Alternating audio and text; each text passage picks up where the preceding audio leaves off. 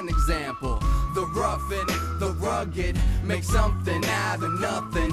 Low budget, home production, give me the mic and I'll say something. The rough and the rugged, make something out of nothing. What's going on, YouTube? MENTALLYDAZED here, and first off I want to take the opportunity to say thanks to Bob for allowing me the opportunity to post on his channel. It was completely unexpected and it's an actual honor that he chose me. So once again, thanks Bob for allowing me to do this. I do want to take the time to briefly discuss what my channel is about and a little bit about myself. I am a career lieutenant in a fairly large fire department. We service approximately 1 million residents. I've been doing it for almost 11 years now. So I have seen quite a bit of things, and we run a lot of calls. So I like sharing those on my channel. I also like giving my point of view on certain matters.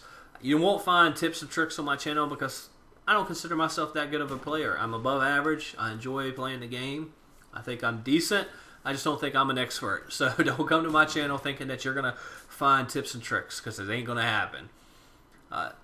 Also, just really quick about this gameplay. It's a gun game. I ended up finishing first.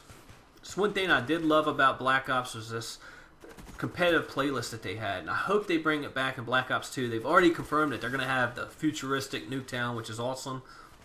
I mean, Modern Warfare 3 has the gun game, but it's a private match. I want it to be competitive. I want to play other people. So hopefully they bring it back, and we'll see. So let me get on to the story I want to share with you guys today. It's an actual call that I ran several years ago. I used to be at one of the busiest, or the busiest station in the county. We ran approximately 15,000 calls a year. So I got to experience a lot while I was there. And this particular incident, and I do want to forewarn you that some of the things that I share with you guys about my calls are not always pleasant. I mean, I am a firefighter. I do see death. So forewarn you, and this is one of those stories. So this particular day, our medic unit got dispatched for one stab in an area adjacent to ours. They responded, got on the scene. They couldn't find anything. The police are there. Everybody's looking. There's nobody waving them down. Nobody's stabbed. So our communications does a call back to the original caller. Now he's giving them a completely different address, which is in our first due. So communications dispatch us along with our EMS unit. We respond. We arrive on scene, and we have to stage. We have to stage a couple of blocks away, because anytime there's, an assault or stabbing, obviously we don't want to run in there if somebody's running around with a knife, because there's no way for us to secure it. So we have to wait for the county police to show up so they can secure the scene and make it safe for us. So while we're sitting there, a guy walks up to us. He's got a bloody t-shirt on. At first we thought he was the one that was stabbed. And he starts saying, my brother's been stabbed. We're like, where's your brother? And he's like, down here at my house. And it was a group of townhouses. And we're like, where are the guys that stabbed him? And he's like, they're gone. And he described them as two Hispanic guys with white t-shirts, and that they were trying to steal his chainsaws, and they ended up stabbing his brother.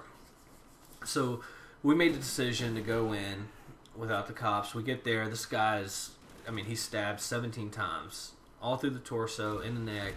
He's in cardiac arrest, he's in respiratory arrest, and we start doing work on him. In the meantime, we're kind of keeping our head on a swivel because we don't know where these two guys are.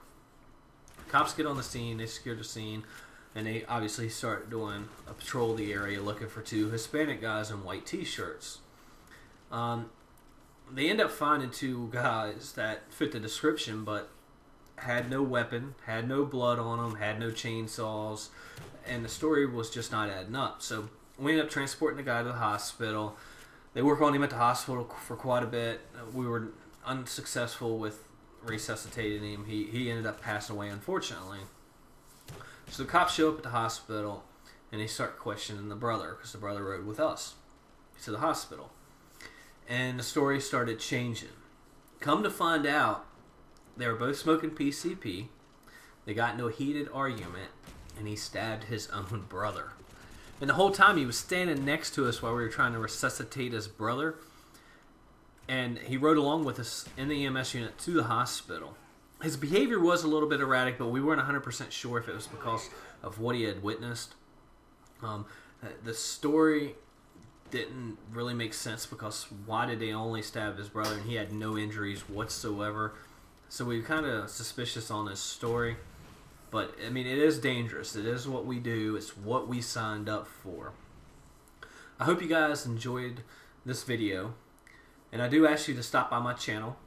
Check it out. If it's something you guys are interested in seeing, If you want to see more of what I have to offer, if you subscribe, I appreciate it. If you don't, I understand. And until next time, I'm out.